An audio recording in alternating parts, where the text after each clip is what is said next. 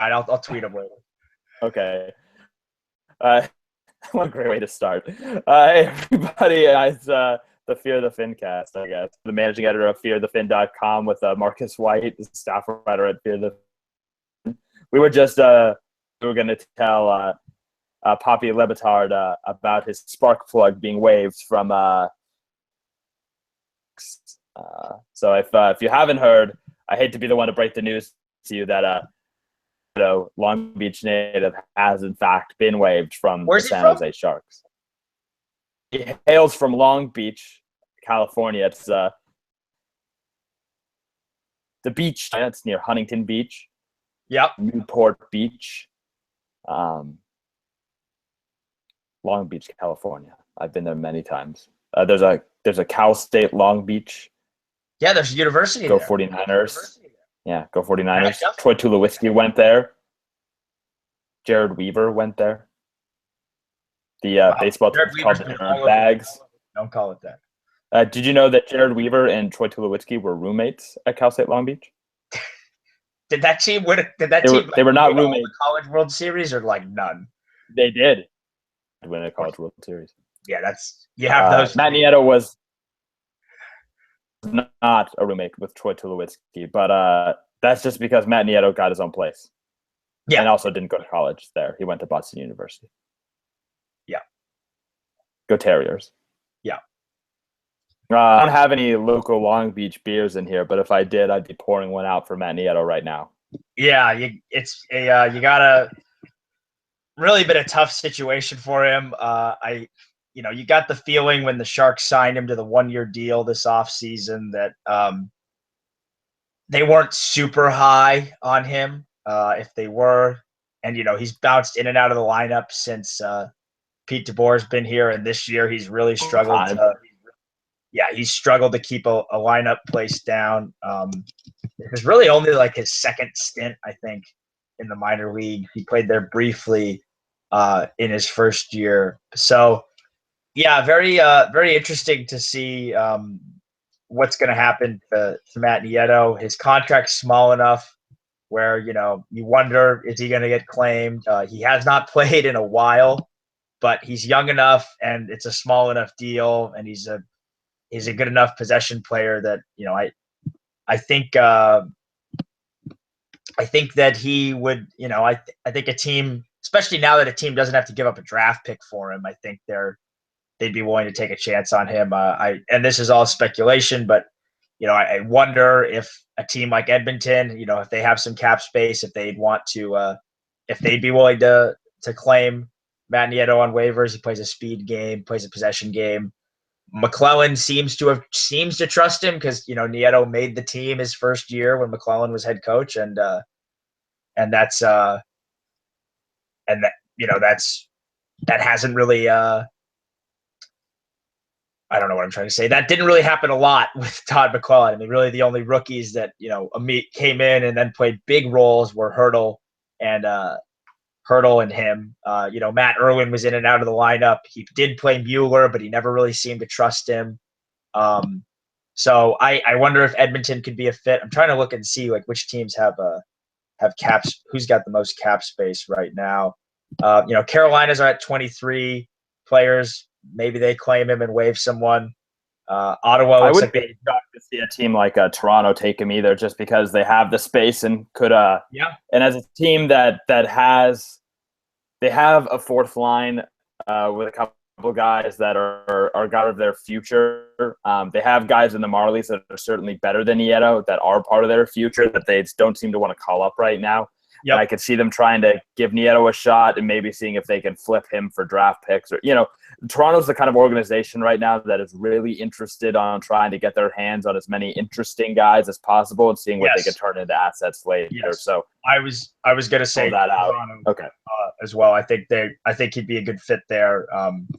That'd be I think that'd be a good place for him to go, just as a future for his career. If he could go and get some playing time under Mike Babcock or even with the Marlies, that would be good for him as just his future as an NHL player. Yeah, Toronto would be like you said, Mike Babcock. few guys maybe you'd want to learn from more. That being said, if you're a guy like Frank Corrado and you're not in the lineup for Mike Babcock, you're not going to be in the lineup. They do seem like they're kind of amassing all of these, like you said, interesting players. Team that has more cap space than I expected, and he wouldn't really fill where they have an injury. Maybe Nashville. I think he fits in that Peter Laviolette kind of style. I think he's the kind of bottom six player. That I think they could. He fits in with that roster. He fits in with that style. It's just a matter of whether these teams think he's going to be worth it at that price. I tend to believe it's hard to find guys his age and with what he's done and pretty much scoring 20 points a year in the NHL, under 20 to 30 points in the NHL, very strong possession player for under $1 million. I think a team is going to take a chance on that. But I wouldn't be shocked if he does either. The team like this, great possession numbers, not a great scorer. What kind of team really likes players like that? What coach really likes players like that? Plays in the Pacific Division. I'll give you one guess. Daryl Sutter? Yeah, Daryl Sutter. Wouldn't put it past him either. That would, look, I think that would hurt too. That one would hurt more than anybody else. Oh, absolutely. They already have Setaguchi. With Devin Setaguchi and Matt Nieto. Yeah, that would be too much. That would do it. That's over. Yeah, that's an interesting one. You're looking at their bottom six last night. Exactly, really. They've got some. They could stand to mix some stuff up in the bottom six. Yes. I definitely agree with that. I think I think they're still really looking for that mix. That being said, they got Toffoli on LTIR, and once he comes off, they're going to have a lot. Well, sure, they don't have to be married to Nieto, because they can still put him on waivers after. Right. It's a free tryout. Yeah, and I think they'd be intrigued by. I think he's a player who'd fit. Look, I think he's a player who, you and I have both talked about it. We think he's a good player. We don't think he's exactly gotten, I think he's gotten a shake, but I wouldn't say it's a extremely fair shake. I don't think he's really been. He seems, and this is anecdotally, of course, he seems like of all the players that have kind of been in and out of the lineup, depending on results, he's the one who's the quickest to lose his spot when the Sharks lose. And I think he's had some really good games. I think he's made some plays too. That stretch pass he had to Chris Tierney in the New York Islanders game. Not a lot of guys in your bottom six can do that. And you and I are of the belief that you want to have as many good players as possible on your roster. And I think he's a good player. I think he fits in today's NHL. Yes, he's undersized. Yes, he's not that physical, but look at a team like Columbus. Their bottom six isn't guys that are, physical and are the traditional bottom six. They've got Sam Gagner playing on a fourth line. And I read this great article about their usage of him. He's playing on the fourth line, but he's getting top power play minutes because they realize, he's got limitations, but at the end of the day, he's a player we want on our roster. And, if John Tortorella can recognize that and a lot of other coaches in the league don't, it makes me wonder how much of a interest there's going to be in Matt Nieto here. Yep, absolutely. Something else worth noting is that, while Nieto obviously has no goals this year, he's only got 2 assists. He's taken more shots on goal this year than he has in years past. I think he's doubled his shots on goal per game this year, or 2 per game, and he was more like 1.5 per game a year ago. So, it's worth noting, he was like a 7% shooter, for his career, I think 7.5%, and he's at, 0% obviously this year. It's worth noting that he's probably just been really unlucky. Yeah. In fairness, most of the team has been pretty unlucky this year. And this, to me, it's frustrating because I feel like the Sharks should be a smarter team than this, because in a lot of ways they are. And it's I think that Nieto is very close to being passed by some like Egan or Haluka or Goldobin. Somebody, Yes. we're close to that, especially with Hurdle coming back soon.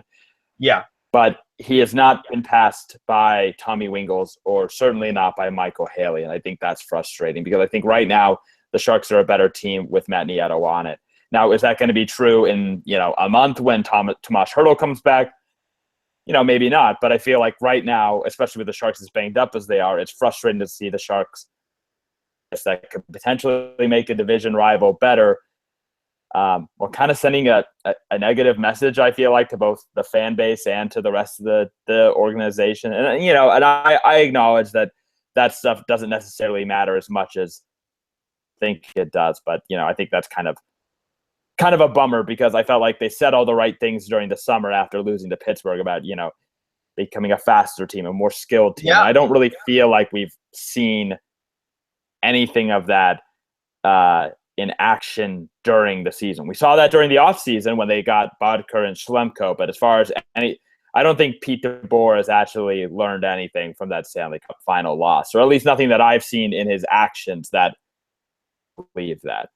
Yeah, and I think that's fair.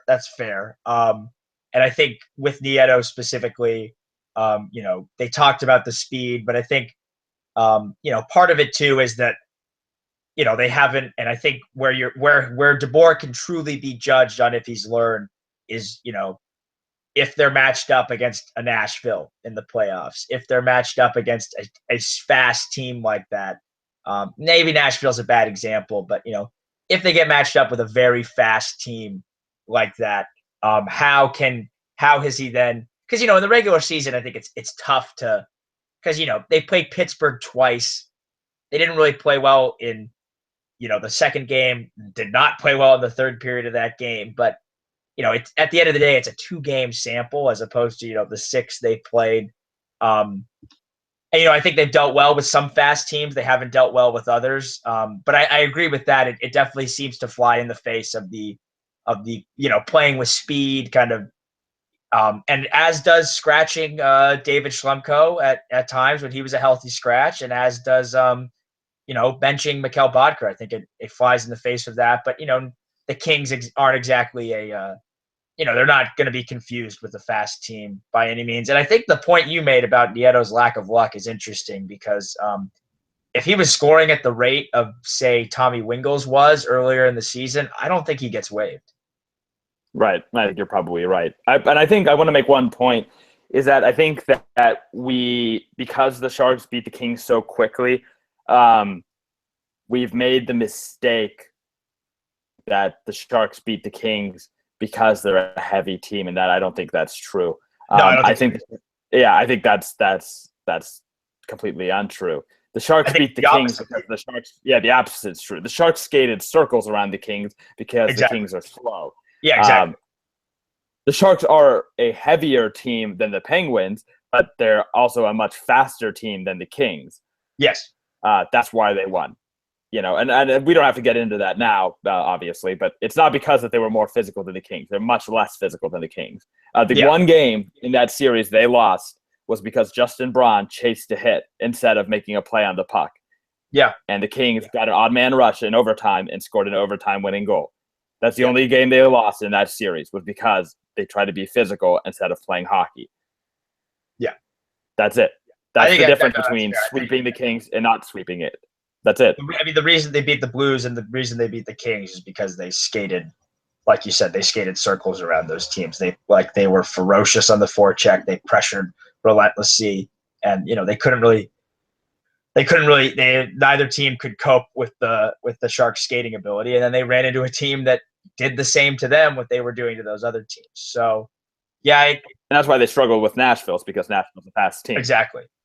So it's going to be interesting. I think this does a little bit fly in the face of what they said during the summer. But, if Nieto does clear waivers, and he's with the Barracuda, he'll still be there.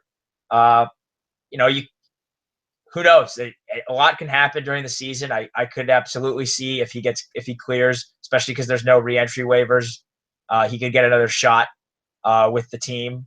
But I think that's unlikely. I don't think it's unrealistic. I think it's unlikely. But injuries can happen, and as we've seen, from the recent injuries to the defense, a guy can get an opportunity very quickly when you go from healthy to not healthy in a matter of one game. And that guy who got that latest opportunity was Mirko Mueller, who made his season debut last night. You and I were talking about it a little bit before the show. How do you think Mueller looked last night?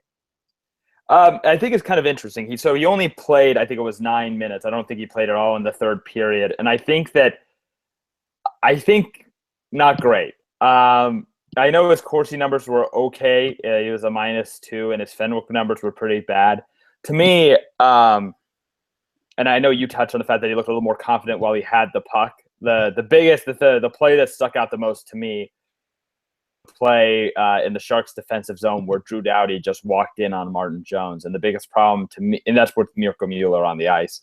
The problem to me there is that it's not that Drew Doughty is a guy who's not capable of making a play like that. It's that that's not part of Doughty's game. He's very much, he's not a guy that goes deep into the offensive zone because, that's just not his game. And that the fact that he makes a play like that is because him to make that play. He's giving up so much space that Doughty says, okay, play because this defenseman is so timid that I'm going to go and do it. And to me, that's a sign that Mueller still isn't taking charge enough in his own end to the point where he's, kind of asserting himself to the point where he's taking charge of his own end of the ice. And that to me was a little bit disappointing. I think overall he was in kind of a tough position, obviously, but I wasn't really all that impressed either. Certainly not to the point where I would say, oh, hey, this is the guy that should stick around instead of Dylan DeMello. Right. Yeah, I think that's certainly not that. I think the confidence thing is a big the timidity, whatever the noun form of timid is. Timidiousness, yes. It was evident also when Anze Kopitar stole the puck from him on the on the boards. Mueller kind of went in timidly to the puck, and Kopitar grabbed it and got a shot on net. And Mueller was able to mitigate the shot and had a stick on him and made sure that he didn't get as good of a shot as maybe he would have. But yeah, I agree with that. I'm looking up his ice time right now. He actually played 12 minutes and 10 seconds, 5-on-5. Okay. And I know that was quite a bit fewer, though, than the next highest defenseman, which was that 19 minutes then? Was the second highest? Was 13:25. The next highest ahead of DeMello, 5-on-5, was Brendan Dillon, who played 16 minutes. At all strengths last night. I was looking on hockeyviz.com at the end of the game. Okay. I'm just looking at 5-on-5. I'm on Natural Stat Trick right now. I don't think Mueller got any Mueller did not play a minute of special teams. Yeah, Mueller played 12 minutes and 15 seconds last night. The next highest defenseman, DeMello, you were right. He played 18:43. Okay, that's what I was looking at. Okay, fair enough. Right. That was the discrepancy. Yeah, there you go. Right. So I did think though I think I wasn't very impressed with Mueller. I think he was okay, but still got to see more. And I just I don't know how much more he's going to get. That's really the biggest thing. I guess we don't know. He hasn't exactly earned another game if somebody else is healthy. That's for sure. No, I agree. I agree with that for sure. Someone who played well last night, at least visually, I took note. I thought Justin Braun had a pretty good game. I thought he was very active offensively when he needed to be. Like he was jumping up a lot more, especially early in the game. He was pinching and kind of trying to keep plays alive. He had a shot on goal where he was deep in the zone. I think he actually led the Sharks in shots on goal after the first period. We don't always see his offensive instincts, I think, because he's not always asked to. Even when he's playing with Vlasic, they don't really play that game. But when he was playing with Brendan Dillon, he adapted. He's a guy who I kind of wonder why he hasn't gotten a longer look on the power play with DeBoer. I remember he played a little bit of power play when Todd McClellan was here, and I always thought he had a good shot, was able to get it through. get it through defenders. And then I thought he played pretty well. The Sharks, though, like it wasn't really they didn't really play very well. It was very similar to the last game in Los Angeles. The difference being that Martin Jones was absolutely on fire last night and stood on his head. I think he's as big a reason as any why they got a point. And we talked about it a little bit before the show. The Sharks shortened their bench last night. You didn't see Michael Haley in the third period. Bodker played briefly on the power play, and I think Carlson may have gotten a couple shifts, but he definitely shortened the bench. And he mixed up the lines. The line we expected to see out of training camp, Timo Meier playing with Joes, Thornton, and Pavelski, finally happened. What did you make of Timo time on the top line? I thought it was fine. I don't think that's a good – I don't like the idea of making that line a thing going forward because I still think playing Marleau with the Joes is the most efficient way to play the Sharks going forward. Yeah. I mean, I think it's a good line because I think Timo with the Joes looks great. Yeah, it looks great, but Timo looks so good no matter who he's playing with right now. I think he's looked great where he's been, and I think Marleau's looked great with the Joes. So I think last night is fine, and I think Pete has really done a great job mixing up the lines in game. I think that's a strength of his. I really do. Really loved about Pete is that he's done a great job of he's got a short memory.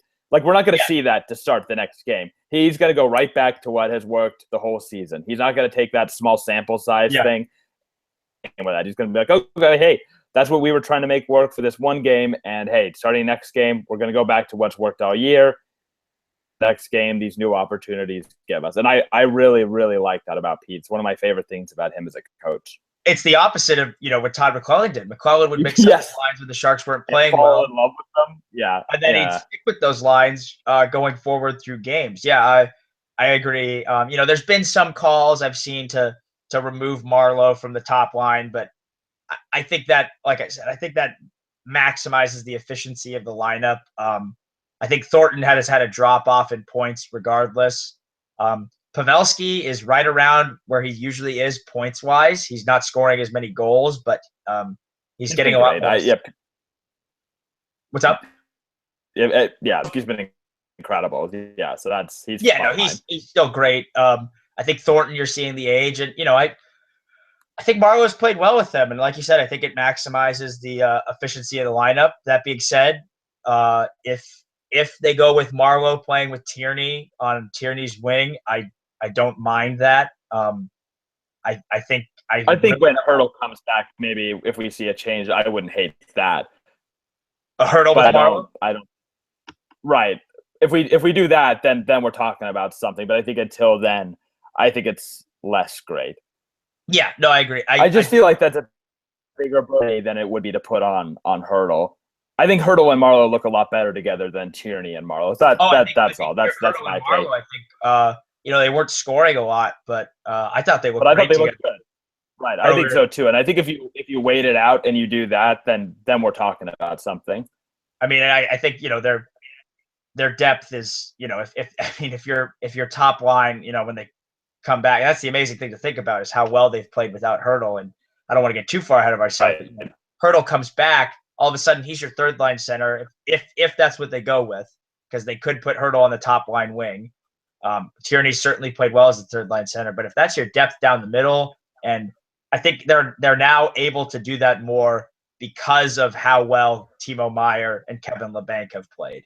I think if those guys weren't here, there's a good chance we'd still see Tomas Hurdle on the wing because they'd really be lacking a scoring punch on the wing. But Meier and Labanc, they continue to impress, and I do not see either of them, especially with today's move of waiving Nieto. I don't think there's a chance either of them gets sent down anytime soon.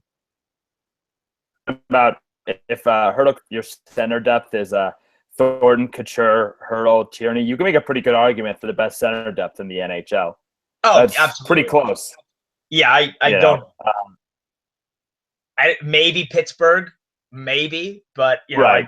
I think Tierney's better than, I don't know. Is it Matt Cullen who's the Penguins' fourth line center? I think so. Yeah, it's those two for me and pretty much everybody else in the league down the middle. That's pretty – and I really liked how – I was going to talk about Kevin LeBanc. I thought he had a great game last night. I also thought Donskoy had a great game last night. I know Donskoy was one of a few guys with a positive possession game. Against the Kings, I'm not even looking for guys to have a positive possession game necessarily. It's other things because the Kings are the best possession team in the league, usually. So it's not necessarily that I'm looking for. They're going to match him toe-to-toe, or close, though. And it was close by the end. I think it was like 52-48 and score adjusted Fenwick. But I thought they played great. And LeBanc continues to just look so – he just looks so good out there and so confident on the puck. He's just the right plays in the offensive zone. He knows when to shoot the puck. I know he had that one play in overtime where the puck jumps over his stick, but luck and crappy SAP center ice. And that's just, maybe that's a play where now in the future he knows, hey, that's a play I got to put my whole body behind the puck. But exactly, it's a learning experience. He's a rookie. It's 3-on-3 overtime. That stuff's gonna happen, and I certainly am not gonna rake him over the coals for something like that. Yeah, if that was a 5-on-5 turnover, I think you're then like, okay, but it's 3-on-3. Yeah, and that's what the format's designed to do. Yeah, exactly. That pass. There's no Zamboni scrape after before 3-on-3. It should also be, there's nothing going on there. That ice there is. It's even worse than usual San Jose ice. We should note. Well, I think I wonder if that's because the Barracuda are playing there too. I'm not an ice expert. I'd imagine that has something to do with it. We have a social experiment. What if we can make the ice in San Jose even worse? Yeah. I think LeBanc. No, I agree with you. He had a really good game last night. I mean, that assist encapsulates how well he's played all year and what he brings and how he's not your typical rookie. Because I think if he's less confident, he probably doesn't even look. If he doesn't have that same offensive IQ, he's probably not even looking for Couture cutting. He's probably just dumping the puck in, or trying to work the puck back to the defenseman. But that was a very smart play, a very savvy pass. He's I think even more so than Timo, and that's just because we've seen less of Timo. Although I think Timo's played very well. LeBanc, I think, has firmly established himself on this roster, and I going into training camp, I absolutely did not see that coming. I knew he was a prolific scorer, but I didn't know much else about him. And then seeing him play in the preseason, you're like, okay, this guy is very good, and it's only a matter of time before he plays in the NHL. And he's made the most of his opportunity, and that's, I think it's very encouraging for the Sharks too, in the sense that, all right, if LeBanc's made the most of his opportunity, Meyer has. They've got other guys who are knocking on the door, and those two seem to have been very well prepared by the coaching staff in the AHL. So it gives hope too that the other prospects, if given an opportunity, will be able to grab the bull by the horns. Yeah, there's a couple things I wanted to touch on there. One, these are a couple of stories that I'd like us to try to get after at some point. One, I'd really like to pick Logan Couture's brain at some point about what he thinks about LeBanc, because I see some similarities there in that when Couture came up, obviously Couture a much more hyped prospect, but you see some similarities just in there, the hockey IQ type thing. And, I know we expected that from Couture right when he came up, but just the tenacity and the smarts to know what kind of hockey plays to make when you have the puck, to know where to look to make passes, that kind of thing. I'd be curious to ask Couture, since he gets to play with LeBanc a lot, if he sees any similarities between the two of them when Couture first came up, and if that. Yeah. I assume that he enjoys taking kind of a mentory type role with LeBanc. I know it's a guy that really wants to be a leader on this team, and if he enjoys getting that responsibility, even though he's not wearing the C. The other thing too is I feel like now that we get Roy Sommer so close to us, and quite frankly, it's a guy that has not gotten a great rap among San Jose fans for. And I think probably now that we're seeing some of this stuff, probably pretty unfairly, I'd really like to sit down with that guy and kind of pick his brain about what many years have been like and working with some of these guys, and if it feels good to see see some of these guys he's actually had a chance to work with, what it feels like to see some of them actually get a chance to get some success. Because I imagine he's enjoying this. There's, Kevin LeBanc is right now. This must be pretty sweet for him.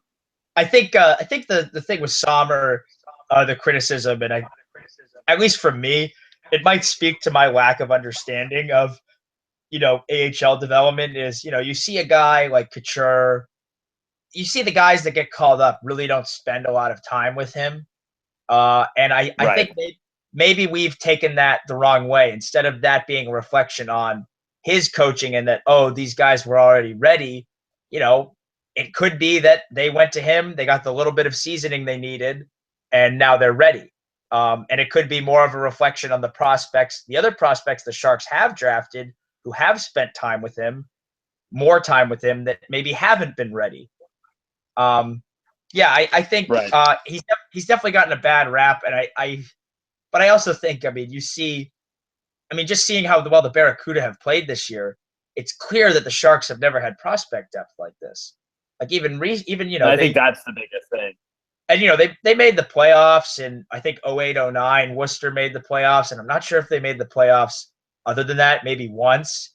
And those times those teams were pretty heavy on some veteran AHL guys. Some of those veteran AHL guys were playing really big roles. Other than, maybe a Dan Kelly, I don't really think the Barracuda are getting that. They're getting contributions from guys who are trying to establish themselves as NHLers. And whether they do that in San Jose or they do that in another place, it looks likely that a lot of these guys are going to get shots to play in the NHL. So I think Sommer, I don't think we've given enough credit to, at least I haven't, to how shorthanded he's been and how little he's had around him. But obviously the Sharks have been happy with how he's doing because he's been there for so long. Right, so. Absolutely. All right. Well, I think we've covered the past couple of days pretty well. All right, so the Sharks got a game on Thursday, then another one on Saturday. They're hoping to have Vlasic back by Saturday. We still don't know really. Hopefully we'll get some kind of an update today, and then maybe he'll be back tomorrow. Maybe it'll be longer. So, and that along Mueller is up with the team, and then we'll keep you posted on the Matt Nieto situation as well. So in the meantime, we've got Fear the Fin Night that's coming up. You can still buy tickets to that. That's on January 14th. That's against the St. Louis Blues. We've got a link to that on our website, of course. In the meantime, you can follow me on Twitter at Jake Sundstrom, Marcus P. White. Follow us on Twitter at Fear the Fin. And you can email us at fear@gmail.com if you got any questions, comments, and orders. Got anything else, Marcus, or are we good? Very excited to see the Sharks play Minnesota tomorrow night. Minnesota, other than losing to Columbus in their last game, is the hottest team in the NHL behind Minnesota. Very excited to see that Bruce Boudreau coach team come to the SAP Center tomorrow. Weird now. Feels like that used to be for a couple of years was like the ex-Sharks versus the ex-Wild, and now it's just kind of just the. It's really just a normal old from the Burns trade, right? It's just Coyle and it's just Coyle versus Burns. Yeah, that's it. Yeah. Good old Charlie Coyle. So we'll get to see what he is up to these days. Maybe we'll write a little bit of a post on Charlie Coyle and what he's up to. Very well could. Who knows? Guys, later. Goodbye. Bye, guys.